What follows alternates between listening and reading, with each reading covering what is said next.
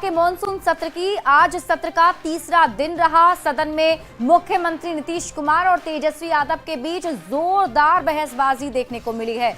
नेता प्रतिपक्ष तेजस्वी यादव ने एसआईआर को अलोकतांत्रिक बताया है। तेजस्वी यादव ने विधानसभा में कहा कि निर्वाचन आयोग का काम निष्पक्ष चुनाव कराना है, न कि नागरिकता साबित करना है। इस पर मुख्यमंत्री नीतीश कुमार ने बोलते हुए लालू प्रसाद और राबड़ी देवी सरकार की खामियां गिनाई। सीएम नीतीश कुमार ने कहा कि अपने माता पिता का कार्यकाल तेजस्वी यादव देखें।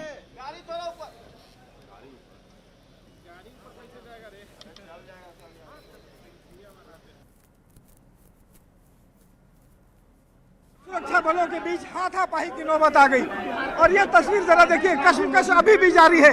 यहाँ पे तमाम जो विधायकों को यहाँ से को काम करना चाहिए था, वो ये काम नहीं कर रही। इसका हम इस सदन में हम खंडन करते हैं और ये सच्चाई है महोदय।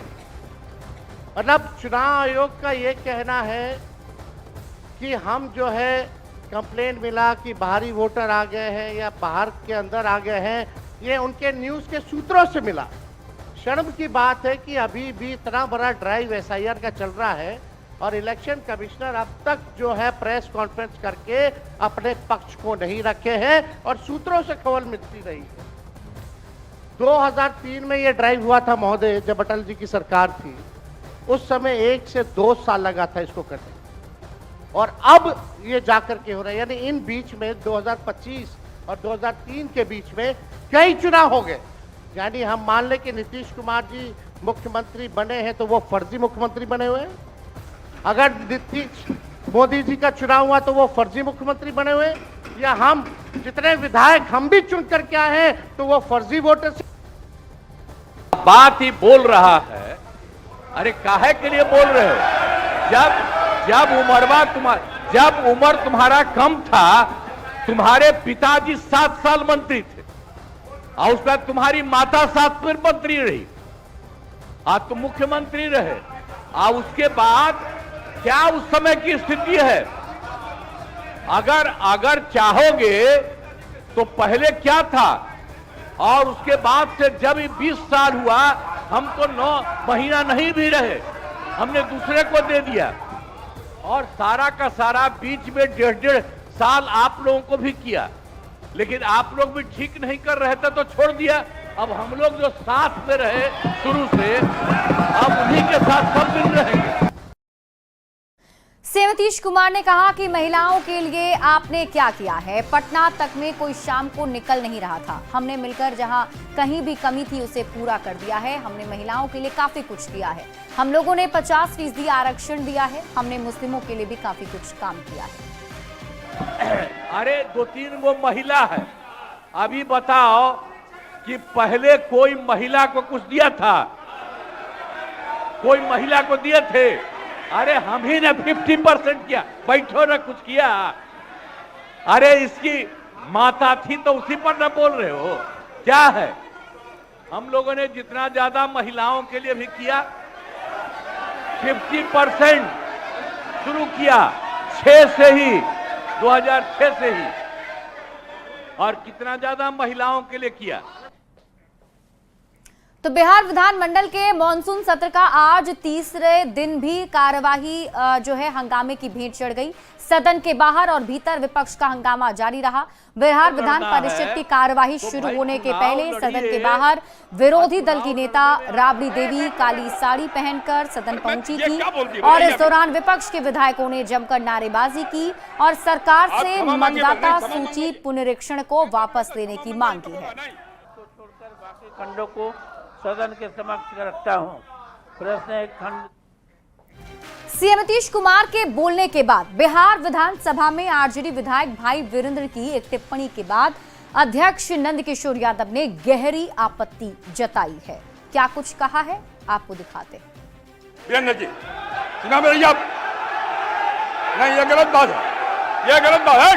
बढ़िया, वीरेंद्र जी निकाल बाहर करेंगे आपको हम। अगर आप मना करिए तो निकाल बाहर करेंगे हम। ये तरीका नहीं है। ये तरीका हो सकता है क्या? ये कौन तरीका हो सकता है? सीमा में रहिए। ये कौन तरीका हो गया यार? ये कौन तरीका बताइए आप? नहीं तो मैं छोड़ देता हूँ। मैं बंद करता हूँ। नहीं, ये कैसे हो सकता है? बताइए आप, क्या तरीका है वो क्या बोल रहा है? ये क्या बोला इन्होंने? क्या जरूरत? ये कोई बात नहीं, ये नहीं हो सकता। बैठ लो। अरे मैं, ये क्या बोलती है बताइए अभी। आप क्षमा मांगे पर नहीं, क्षमा मंगवाइए। नेता विरोधी क्षमा मंगवाइए तब होगा, नहीं तो हाउस नहीं चलेगा। वहीं देखिए, भाई वीरेंद्र ने कहा है कि मैं माफी नहीं मांगूंगा, मैंने कोई गलत शब्द नहीं कहा, मैं अपने बयान पर कायम हूं। लोग कह रहे थे कि हमारे नेता को बोलने से रोका जा रहा था और उसमें इस तरह की बात बोली जा रही थी। भाई वीरेंद्र के रहते हमारे नेता को नहीं बोलने देगा तो भाई वीरेंद्र को जितना दुश्वार हो जाएगा। अच्छा, तो वो लोग बोल रहे हैं कि आपको माफी मांगना होगा। कैसे माफी मांगना पड़ेगा? काहे को माफी है? गुंडा राज चलाने वालों से भाई वीरेंद्र माफी मांगेगा? ये नहीं है, संभव नहीं है। लेकिन उन्होंने कहा कि आप लोग, अरे गुंडा राज चलाने वाले से माफी भाई वीरेंद्र नहीं मांगेगा।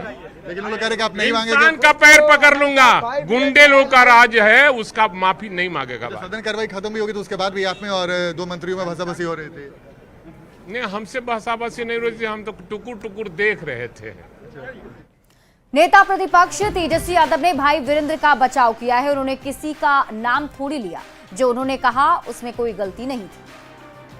अगर भाई वीरेंद्र जी ने जब हमको अगर टिप्पणी करके अगर डिप्टी सीएम बोला कि कैसे बोल रहा है, क्यों बोल रहा है, क्यों बोलेगा, तो भाई वीरेंद्र जी ने तो ठीक ही जवाब दिया। किसी के बाप का थोड़ी है सदन, ये सदन जनता का सदन है, जनता के लिए है, तो इसमें आपत्ति की क्या बात है? उनका नाम तो नहीं लिया इन्होंने, ना उनके पिताजी का नाम लिया। तो जो इन्होंने कहा उसमें कोई गलती नहीं थी। नेता विरोधी दल बोल रहा है, अध्यक्ष महोदय समय दे रहे हैं, तो who is he to speak? वहीं डिप्टी सीएम विजय सिन्हा ने कहा कि विधानसभा में जिस भाषा का प्रयोग किया गया वो सही नहीं है।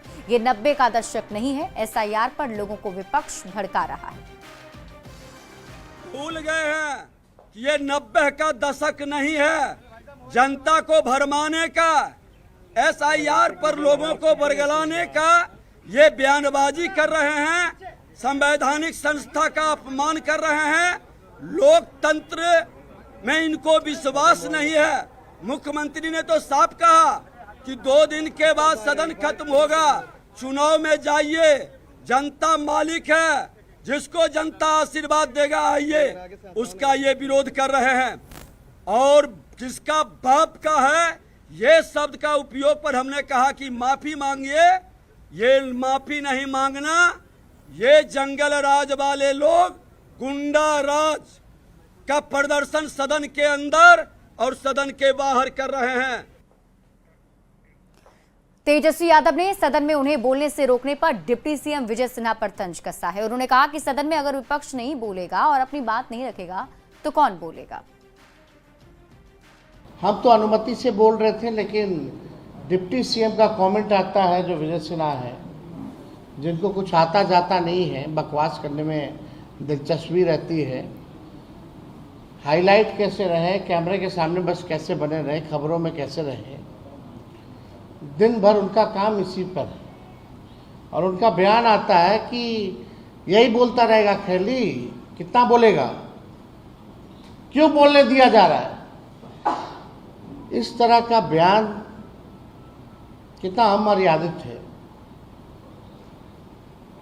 सदन में अगर विपक्ष का नेता नहीं बोलेगा तो बोलेगा कौन?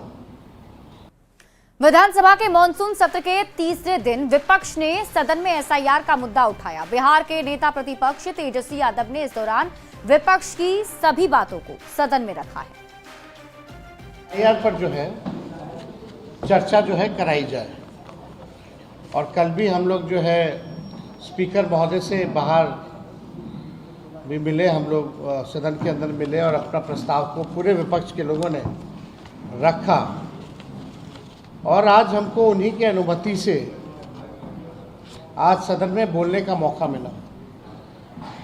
हम लोगों ने अपनी बात को रखा एसआईआर को लेकर के, चाहे टाइमिंग का सवाल हो या डॉक्यूमेंट का सवाल हो, या जो बिहार के लोग जो पलायन करके दूसरे राज्य कमाने खाने गए हैं उनकी जहाँ तक बात हो, या जो इलेक्शन कमीशन का कल लगभग 55 लाख लोगों का उन्होंने अनुपस्थित पाया, या सुप्रीम कोर्ट में जो इलेक्शन कमीशन ने हलफनामा जो दिया, उसको लेकर के हम चर्चा कर रहे थे, अपनी बात को रख रहे थे। तो एसआईआर के मुद्दे पर पटना से दिल्ली तक मचे हंगामे को लेकर केंद्रीय मंत्री जितिन राम मांझी ने विपक्ष पर पलटवार करते हुए कहा है कि विपक्ष का रुख तर्क संगत नहीं है। बिहार में उन लोगों ने अपना चरित्र दिखाया, यही चरित्र उनका हमेशा से रहा है। देखिए, हम व्यक्तिगत रूप में भी कहते हैं और ऐसा लगता भी है, कोई भी तर्क संगत उन लोगों का विरोध नहीं है, क्योंकि ये हमारा जो सर्वेक्षण हो रहा है जनगणना का, ये कोई नई बात नहीं है। ये एक शेड्यूल है जिसके तहत होता है, हो रहा है। कल ही आया है चुनाव आयोग का कि कितने % छूटे हुए हैं, कितने % का डुप्लीकेट नाम है, कितने % जगह पर नहीं है। ये सब कालांतर में रिवाइज कर लेना बहुत ज़रूरी होता है। तो ये नॉर्मल काम है, फंक्शनिंग है हमारे चुनाव आयोग का। अब रही बात, इन लोगों का कोई मुद्दा है ही नहीं, मुद्दा विहीन। ऐसा हम 40 साल से राजनीति कर रहे हैं, लेकिन ऐसा मुद्दा विहीन विपक्ष को कभी नहीं देखा था। और जहाँ तक बिहार की बात है, तो बिहार में तो अपना चरित्र उन लोगों ने दिखलाया है। उन लोगों का वही चरित्र है जो दिखलाया उन्होंने। केंद्रीय मंत्री चिराग पासवान ने एसआईआर को लेकर कहा है कि मुझे समझ नहीं आता कि विपक्ष चाहता क्या है। लोकसभा चुनाव के बाद यही लोग चुनाव आयोग के पास शिकायत करने गए थे। वे अभी तक महाराष्ट्र चुनाव को गिनाते रहते हैं कि किस तरीके से वहां वोटर लिस्ट के साथ धांधली की गई थी। डुप्लीकेसी ऑफ वोट का ये लोग बार बार जिक्र करते हैं। जब इनकी ये शिकायत रही है और उसको मानते हुए चुनाव आयोग ने इस प्रक्रिया का इस्तेमाल किया है। हकीकत यह है कि विपक्ष जानता है कि वो चुनाव नहीं जीतेंगे, तो पहले वो ईवीएम पर ठिकरा फोड़ा करते थे और अब वोटर लिस्ट को बहाना बनाया जा रहा है। कि ऑपोजिशन चाहता क्या है? आप जब बार बार शिकायत करते हैं, क्या ये बात सही नहीं है कि लोकसभा चुनाव के बाद आप ही लोग गए थे चुनाव आयोग के पास शिकायत करने?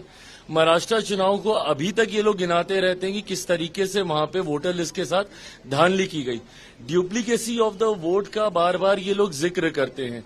तो जब आपकी ये शिकायत रही है और उस शिकायत को मानते हुए चुनाव आयोग ने इस प्रक्रिया का इस्तेमाल किया है, जहां पे एक इंटेंसिव रिव्यू किया जा रहा है, जिसके माध्यम से इस बात को सुनिश्चित किया जाए कि जो वोटर है, जो अधिकृत व्यक्ति है, सिर्फ वही मतदान का इस्तेमाल करे।